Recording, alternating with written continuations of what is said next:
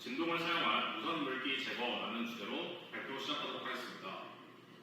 우선 목차입니다. 목차는 조언 역할 배분, 제작 동기, 작품 설계, 제품 구동, 기대 효과, 문제점 및 보완점, 해결책, 사용 전공 지식 순으로 이루어져 있습니다.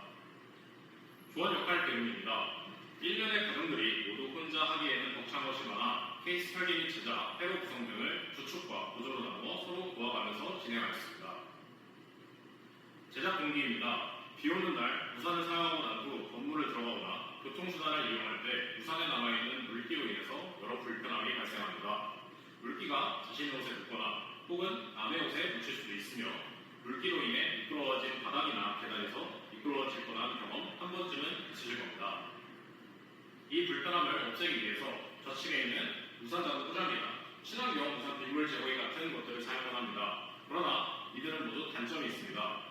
우산 자동 포장기의 경우 매년 1억 장 이상의 비닐 쓰레기들이 배출됩니다. 그런데 이는 재활용이 되지 않는다는 이슈가 있고 이 때문에 서울 지하철은 2018년 이후 보급을 중지하기로 하였습니다.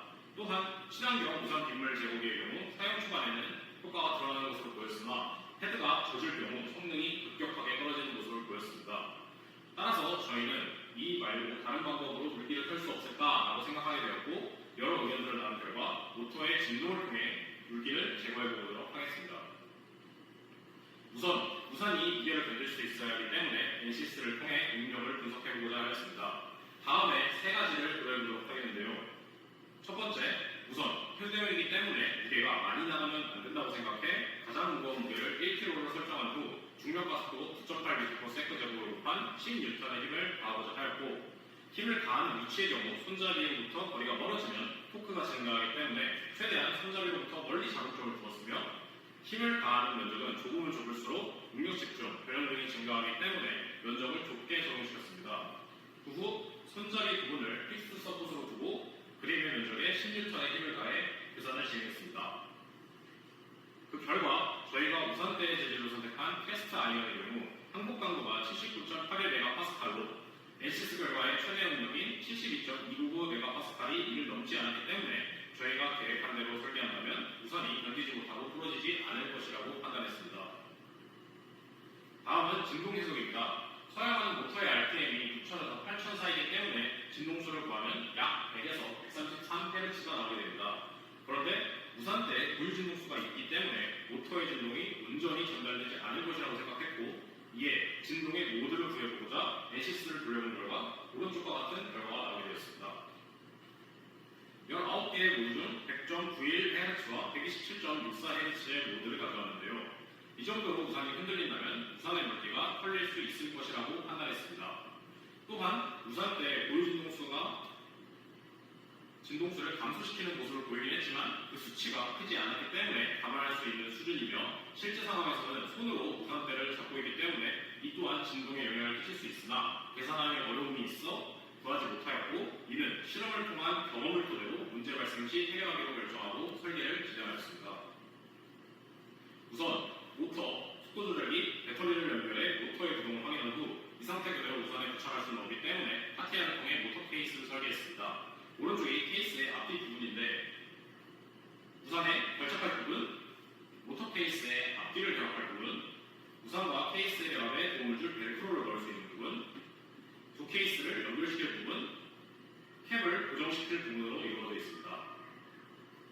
3D 프린터를 통해 케이스를 제작하고 모터, 속도 조절기, 배터리를 결합한 사진인데요. 배터리는 방전될 경우 12V 직류전원 장치를 통해 충전할 수 있도록 하였고 다이얼 스위치를 통해 진동의 세기를 조절할 수 있도록 하였습니다.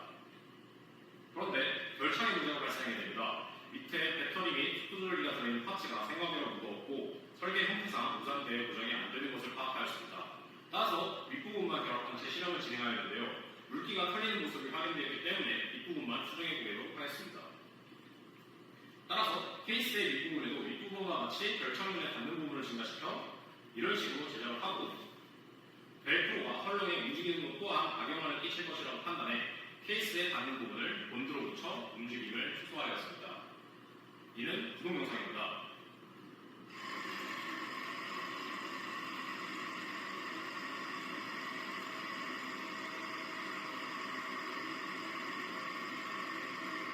제대로 않을 수 있는데 물이 털리는 모습을 확인할 수 있었습니다.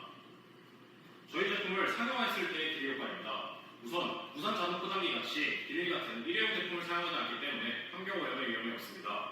두 번째, 비닐을 모두 소진할 경우 새로 채워줘야 하는 우산 자동 포장기나 패드가 젖을 경우 말려줘야 하는 친환경 우산 비닐을 제공해야 하기에 저희가 제공한 제휴제품은 배터리 용량 대비 소모 전력이 작아서 한 번 충전 시 오래 사용할 수 있기 때문에 관리 비용이 적게 됩니다.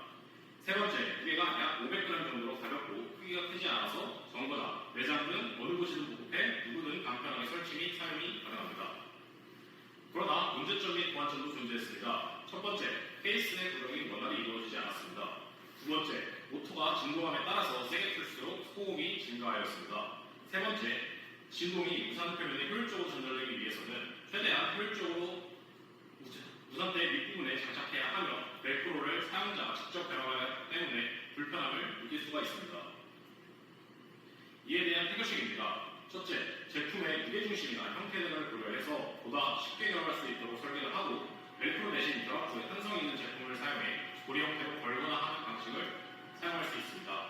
두 번째, 소음 같은 경우 케이스가 3D 프린터를 뽑았기 때문에 재료가 한정되었었는데 만약 더 가볍고 튼튼한 재료로 얇게 만들면 무게중심과 없이 소음을 줄일 수 있고 만약 이로 인해 진동이 저하된다면 저희가 만든 제품의 무게가 그렇게 무겁지 않으므로 모터를 더 강한 것으로 바꾸면 해결할 수 있을 것으로 보입니다.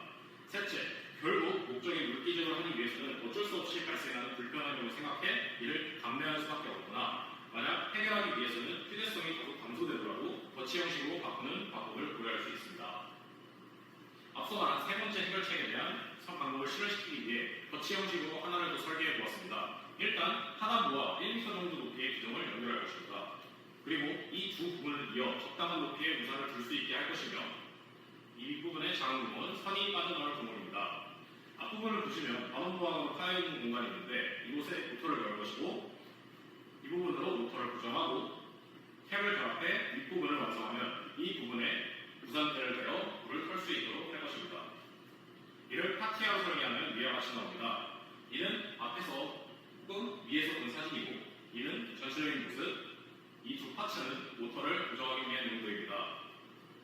거치형에는 아두이노를 접목시켜 보였기 때문에 우선 페로도를 구성하기 위해서 웹페이지에 들어가 스위치를 통해 속도를 조절할 수 있는 페로도를 만들었습니다. 이를 실제로 제작한 사진이 이곳입니다. 모터 드라이버, 알카라인이라든지 아두이노 우노, 전원을 연결할 수 있는 어댑터, 스위치로 이루어져 있으며 스위치 3개에 각각 정지, 중간 속도, 빠른 속도를 매칭시켜 코딩을 하였습니다. 이게 완성품의 앞뒤 사진입니다. 밑 뒷면체 부분은 그라인더로 윗면의 구멍을 뚫고 공을 넣은 다음에 아래로 뚫어서 안에 니은자 철가이드를 덧대어 리벳을 통해 고정을 하였고 본드를 통해서 이 두 부분을 연결하였습니다. 영상 같은 경우 촬영을 할 시에 제대로 보이지 않기 때문에 따로 뒤에 첨부를 하도록 하겠습니다. 마지막으로 사용 전공 지식입니다. 우선 응력 해석에서는 도치역학 파트를 사용하였고 진동 해석에서는 기계 진동화, 3D 설계에서는 파티아, 마지막으로 회로 구성 및 코딩에는 메카트로닉스 분야를 사용하였습니다.